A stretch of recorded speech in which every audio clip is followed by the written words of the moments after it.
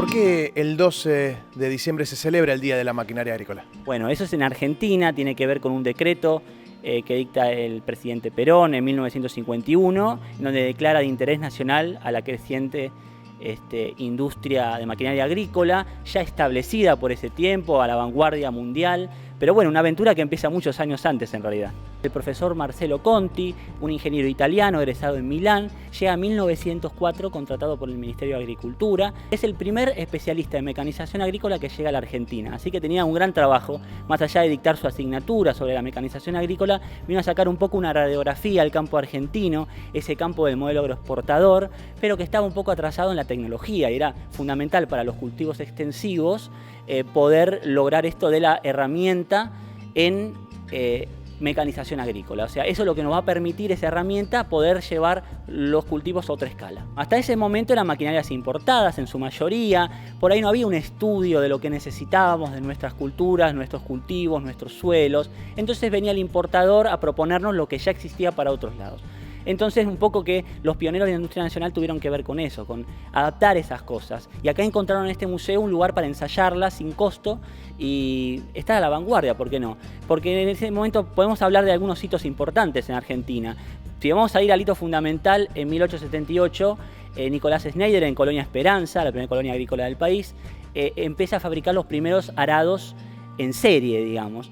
Pero bueno, simplemente estábamos replicando algo que ya existía. Pero después el ingenio criollo tuvo lo suyo en toda esta historia. Porque tengamos en cuenta, por ejemplo, que las primeras cosechadoras automotrices se fabricaron en Argentina. Tenemos el caso, por ejemplo, de José Frick, que no es muy difundido, un joven inmigrante, hijo de inmigrantes de alemanes del Volga, en Pigüé. Él presenta en la rural de 1918 la primer cosechadora automotriz, que es ensayada por Marcello Conti. Y años más adelante, por supuesto, tenemos el famoso caso de la máquina de los hermanos Rotaña de Sunchales Santa Fe, es que hoy hay un ejemplar restaurado que lo pueden ver en algunas exposiciones, y también seguido a esa está la máquina de Drueta, es una máquina que se produjo acá en Ciudadela, que fue la primera cosechadora en poner una plataforma de corte al frente. Esto, un diseño que adoptaría todo el mundo después, así que marcamos tendencia en varios lugares de la historia. Tenemos una máquina que es muy importante para nosotros, no solamente porque sea fabricada en Argentina, sino porque los primeros diseños tenían que ver con esto de replicar algún sistema extranjero.